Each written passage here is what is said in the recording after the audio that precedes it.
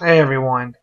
So in a similar fashion to the ALS Ice Bucket Challenge, I was challenged by Melissa to give my testimony. It's almost been the next few minutes telling you my story. I was saved at a very early age in my life. I understood that I needed Jesus Christ in my life. I understood that I needed a Savior. I understood that He died on the cross for my sins.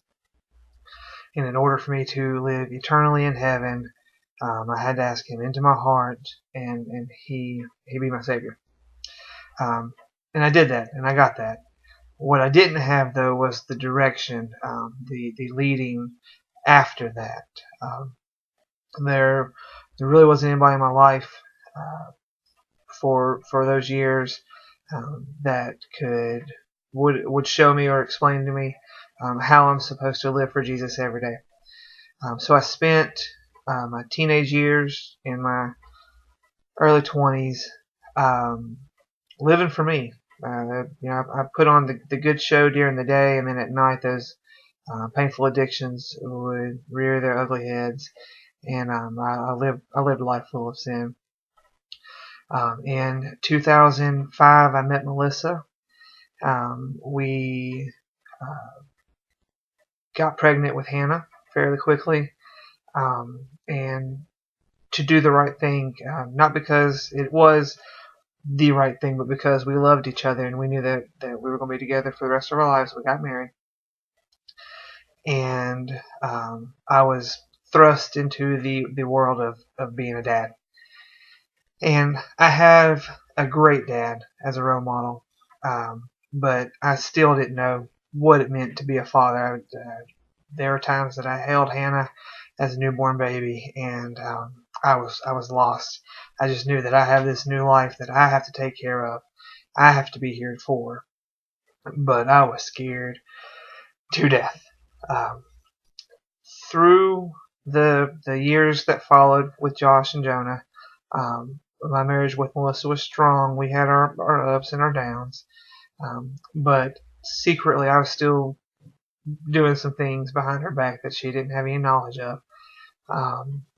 And as painful it is to talk about it, it's the truth. However, last year, and I don't know why, I don't know what came over me, other than I know now that God was working in me. I bought us tickets to the Colonial Hills Marriage Conference that they put on, and I will tell you, it's completely out of my character to do something like that. I don't like crowds. I don't like sharing my feelings.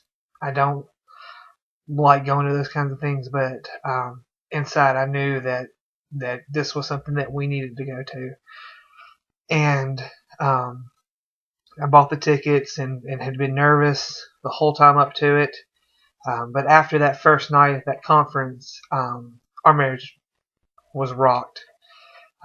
My eyes were opened, and I understood finally what it meant to be the leader of my family. I understood what it meant to be a husband to my wife. I understood how I needed to raise my kids and how I needed to guide them. It was just a true revelation to me. The next day was another just amazing day. The night before, Melissa and I had some very hard and tough conversations. Um, the night of that first marriage conference, so it was one of those nights you just never forget. The stuff we talked about was deep in our past, and the reaction that I expected from her as I revealed some of the past things that I had done. Um, I knew that was going to be over, but the amazing and loving wife that she is, she just smiled and said, "It's okay. It's going to be okay." And a year later, we're coming up on our next marriage conference is just in a couple weeks.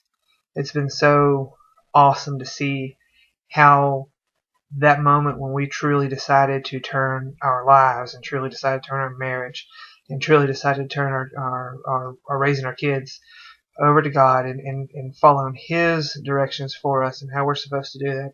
It's been amazing to see the changes in myself, the changes in our relationship, the changes in our kids. We are so blessed to have three amazing, talented, intellectual kids who blow my socks off every day. When they come to me and tell me the things they've learned, or when I watch them interact with other kids, I'm amazed at the wife that I have and how God has just given her a passion for helping people and sharing the talents that she has, and then to see the change in myself where I'm able to sit here and make a video about how dark those early days were and how much better things are for us now, in the sense that God's in control and I don't have to worry about that. I know that. It is it's been a roller coaster. Serving with the church, going on the mission trip to Haiti. It's been so cool to watch God just show out in the times that we just did not know where the answer was going to come from. It was there, and every time we've been in a situation like that, it's always been, don't worry, God's got this. I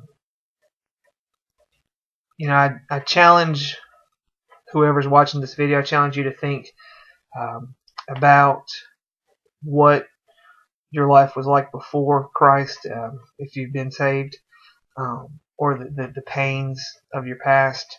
And I can sit here and honestly tell you that if you'll turn that over to God and let that go and let Him come into your heart and follow His direction for you, that those pains of the past, you'll just feel the lifting away from you. The burdens are gone. Does that mean it's going to get easier quickly? Does that mean that it's just going to instantly be gone? No. You'll have to deal with the hurt. You'll have to deal with the damage from that. I still do deal with the hurt and the damage. Am I a good person because I serve at the church or have been on a trip? No. I'm still a sinner, just like you. But what I understand now is that I need God.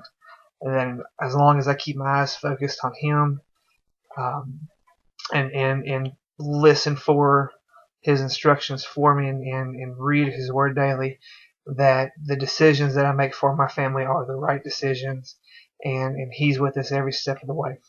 That doesn't mean that things are going to be easy. Doesn't mean that we're going to live a rich life, that we won't have any worries. Things will still be tough, but that just adds to our testimony and the stories we're able to share with people.